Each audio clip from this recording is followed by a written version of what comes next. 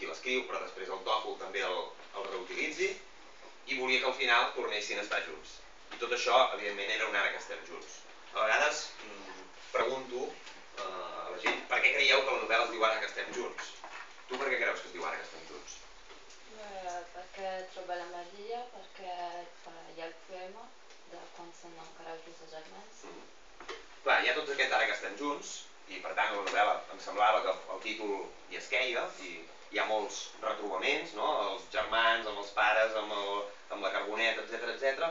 Hi ha dos elements per mi que també hi són. Un, que és en qualsevol novel·la.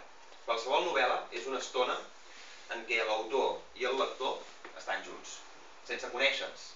És a dir, jo a vosaltres no us coneixia, i durant l'estona que heu estat amb el llibre, en el fons hem estat junts. Hem estat compartint una estona d'intimitat. I això, en tota la literatura funciona així. Quan agafeu un llibre, encara que l'autor estigui mort, durant una estona esteu amb ell. I llavors n'hi ha una altra, que som l'última generació que encara estem junts amb els que van passar per aquests camps. Penseu que jo, de les persones que he anat entrevistant per fer la novel·la, la meitat ara ja són mortes. I l'altra meitat, dels que es queden vius, la meitat tenen malalties degeneratives, que per tant ja els costa molt més recordar, pensar, etc.